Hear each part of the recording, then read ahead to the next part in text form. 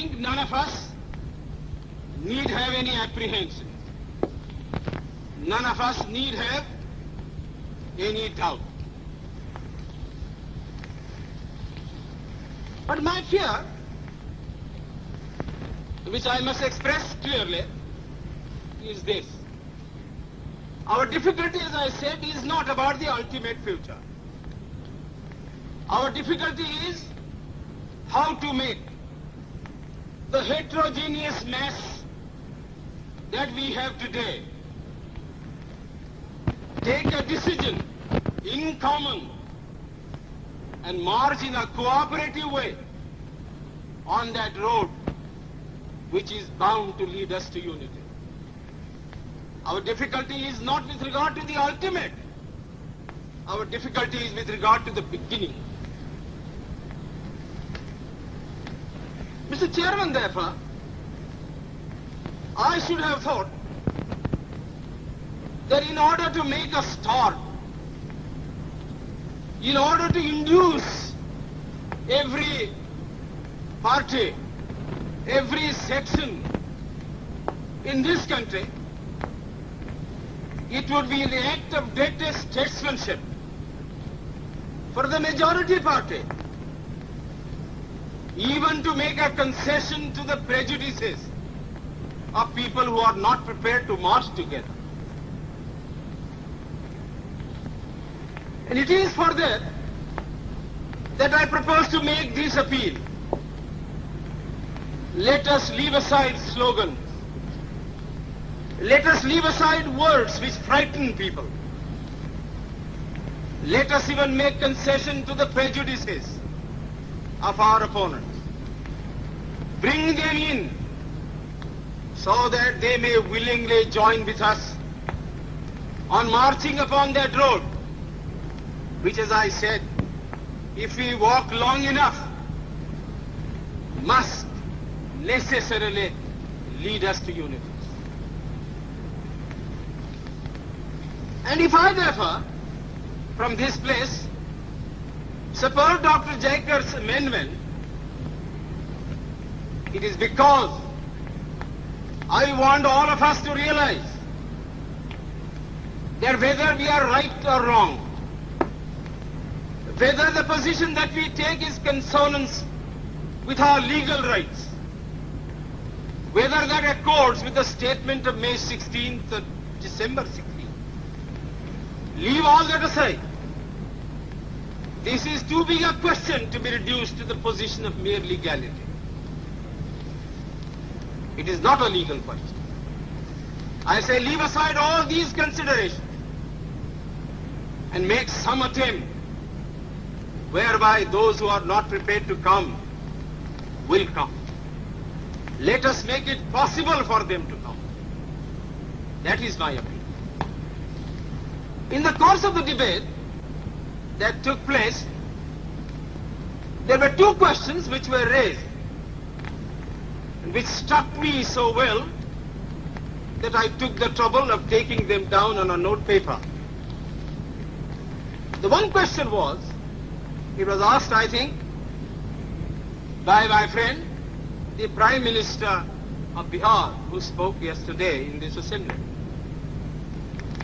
He said, how can this resolution prevent the League from coming into the Constituent Assembly?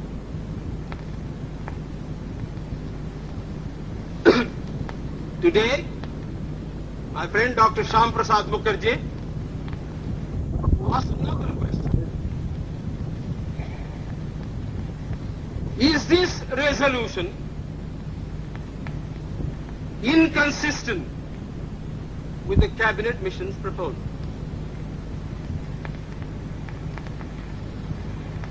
Now, sir, I think they were very important questions. And they I think, ought to be answered. And answered categorically. I do maintain that this resolution, whether it is intended to bring about the result or not, whether it is the result of cold calculation,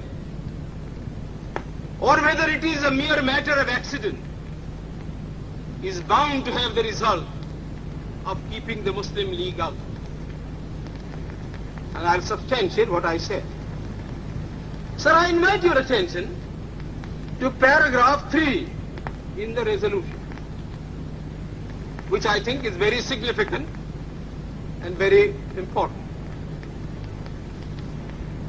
Paragraph 3 envisages the future constitution of India. I do not know what is the intention of the mover of the resolution, but I take it that it is a sort of, after this resolution is passed, it will act as a sort of a directive to the Constituent Assembly to frame the Constitution in terms of paragraph 3 of the resolution. What does paragraph 3 speak of? Paragraph 3 says that in this country there shall be two different sets of polity. One at the bottom, the autonomous provinces or the states, or such other areas as care to join the United India. These autonomous units will have full powers. They will have also residuary powers. At the top and over the provincial units, there will be a union government having certain subjects for legislation, for execution and for administration. So as I read this part of the resolution, I do not find any reference to the idea of grouping an intermediary structure between the union on the one hand and the provinces on the other. Now, reading this paragraph in the light of the cabinet mission's statement, or reading it even in the light of the resolution passed, having said that we do not want a strong center, and having accepted that there must be or should be an intermediate polity, a sub-federation between the union government and the provinces, I like to know why there is no reference in paragraph 3 to the idea of grouping. I quite understand that the Congress Party, the Muslim League and His Majesty's government is not ad idem on the interpretation of that particular idea about grouping. But I always thought, and I will be prepared to stand corrected if it's shown that I am wrong, that at least it was agreed by the Congress Party that if the provinces who are to be within the different groups consent to form a union or a sub-federation, the Congress would have no objection to that proposal. I believe I am correct in interpreting the mind of the Congress Party.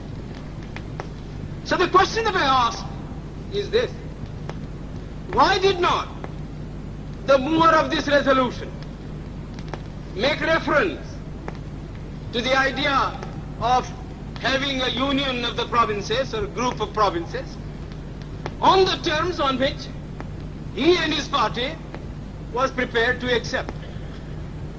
Why is the idea of union completely effaced from this resolution? I find no answer.